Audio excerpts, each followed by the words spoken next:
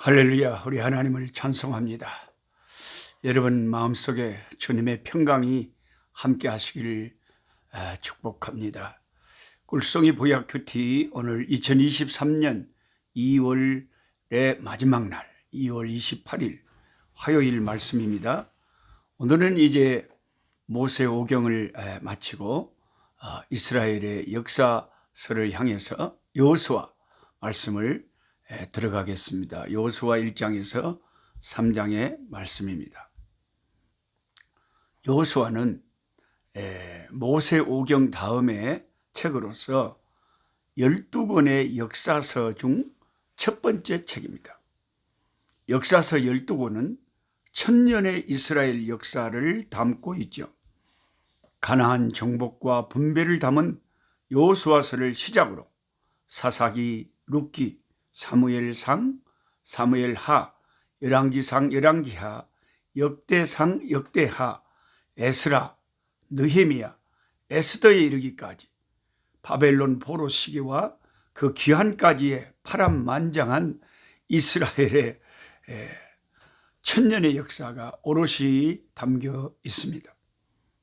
기록자의 관점은 이 성경 기록자의 관점은 그 이스라엘의 역사서를 기록할 때 하나님이 모세오경에 그토록 강조한 주 너희 하나님의 선택된 백성으로서 얼마나 하나님의 말씀에 순종하며 살았는가 하는데 그 역사서를 기록하는 초점이 맞추어져 있습니다.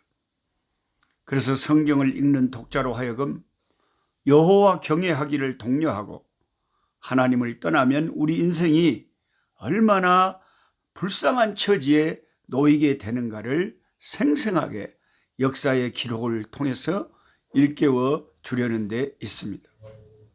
여호수아서는 여호수아가 저자이고 마지막 여호수아 죽은 후에 그 덧붙여진 기록은 그의 측근이 나중에 덧붙였을 것으로 성경학자들은 생각하고 있습니다. 그리고 이제 여호수아서를 펼치면은 여호수아 1장에 가장 강조되는 말씀이 두려워하지 말고 마음을 강하게 하라 하는 이 말씀입니다. 성경은 독자들에게 믿음을 일으키게 하기 위해서 있는 책입니다. 믿음은 들음에서 나고 들음은 그리스도의 말씀으로 말미암는다. 로마서 10장 17절에 그렇게 적혀 있죠. 우리의 믿음은 하나님의 말씀을 듣는 데서 하나님의 말씀을 가까이 하는 데서 우리의 믿음이 생깁니다. 보통 우리가 생각할 때 믿음의 반대말은 불신, 의심 그런 것일 수 있다라고 생각할 수도 있지만 다른 면에서 생각해 보면 믿음의 반대말은 두려움이라고 할 수 있습니다. 믿음의 반대말은 두려움이다. 그래서 하나님은 우리에게 믿음으로 살기를 원하시는데 우리 속에 하나님을 믿는다고 하면서 두려움이 가득하고 염려와 근심이 가득하면 이게 믿음이 아니라는 거죠. 그래서 성경은 우리가 항상 기뻐하고 범사에 감사하고 늘 기도하고 강하고 담대하게 살 것을 요구하고 있습니다. 그래서 요즘 저도 항상 선교사의 노래라는 노래를 한번 지은 다음에 두 번째 찬양을 지으려고 생각하고 있는데 그 주제가 이 고통 많고 험한 세상에서 어떻게 항상 기뻐할 수 있을까? 그것을 계속 제가 마음속에 지금 묵상하고 생각하고 있어요. 하나님의 성령의 가르침과 지혜를 구하고 있습니다. 말씀을 생각하면서 자꾸 생각합니다. 묵상합니다. 하나님, 이렇게 두려움이 가득한 세상에서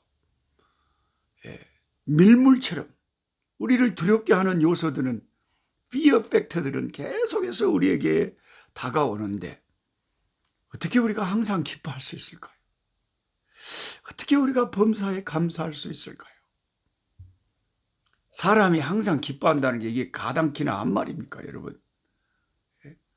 하루에도 수십 번 걱정스러운 일들이 막 폭탄처럼 터지는데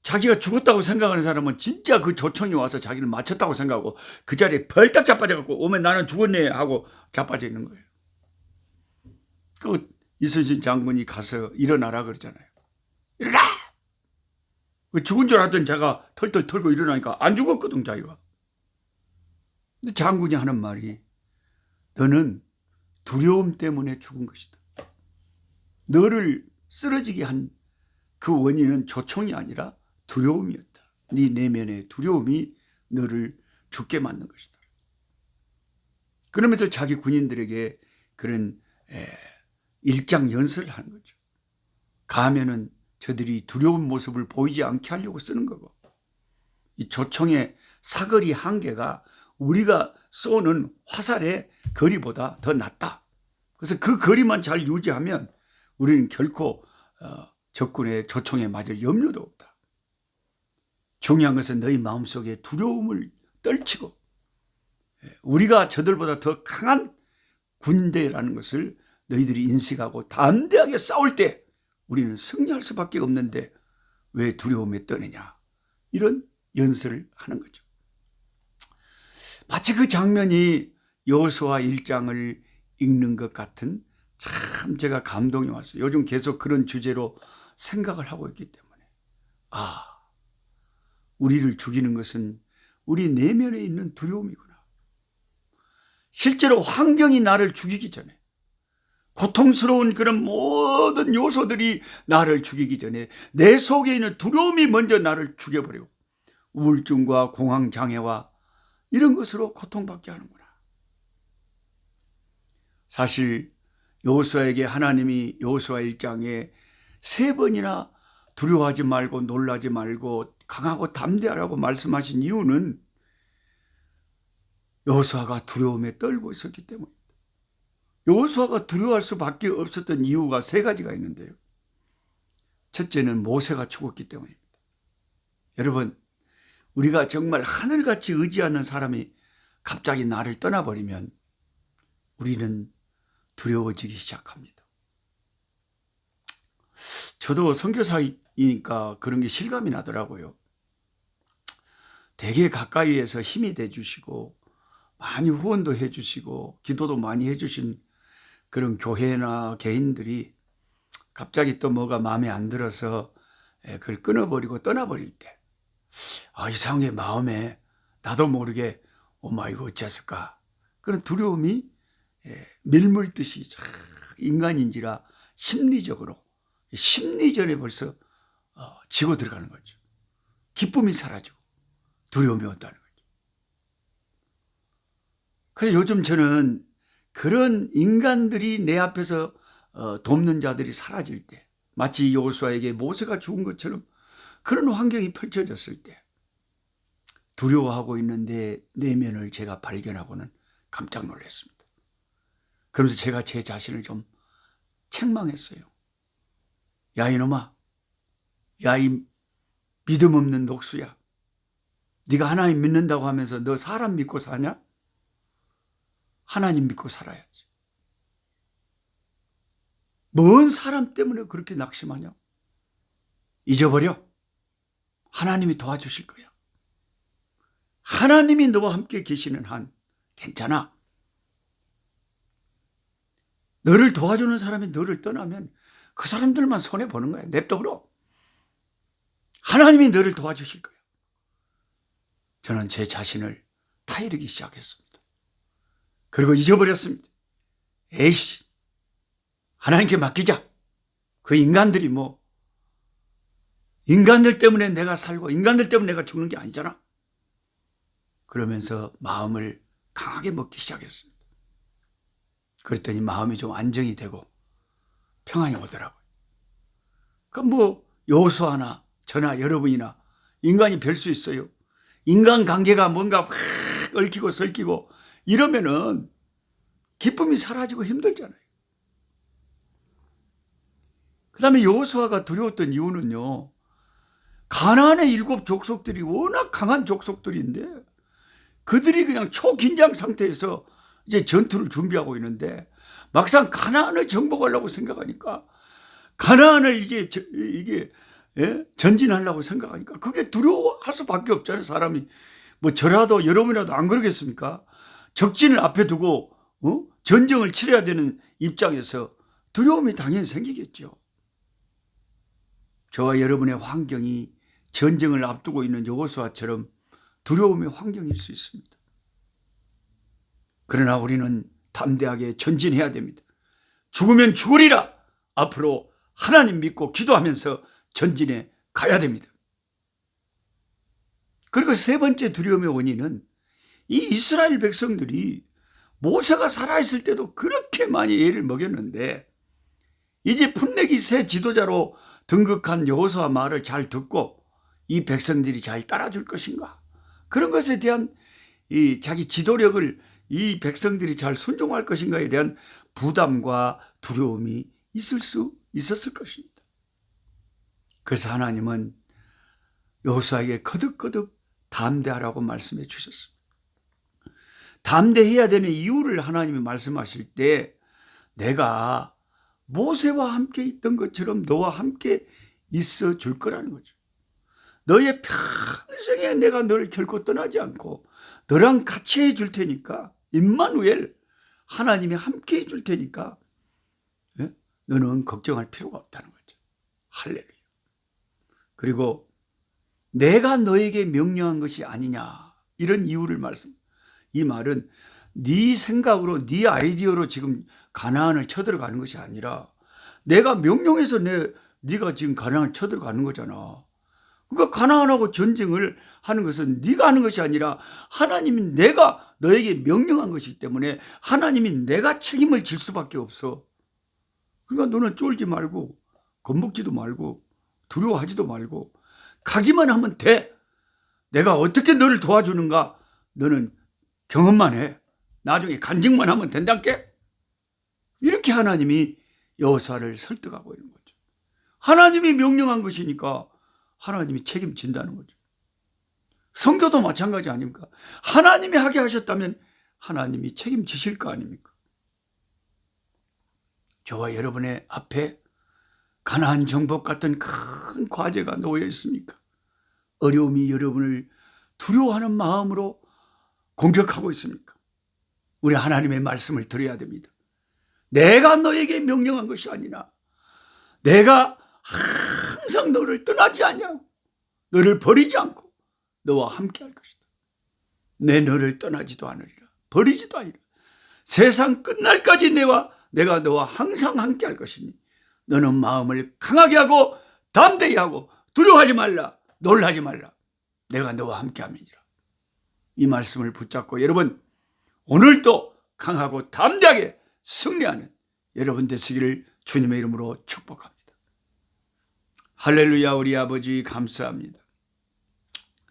우리가 험한 이 세상을 살 때 너무나 심한 풍랑이 몰아쳐오고, 그래서 우리가 연약한 인생이기 때문에 아이고 이걸 어찌하실까 하고 걱정 근심이 가득할 때도 있습니다.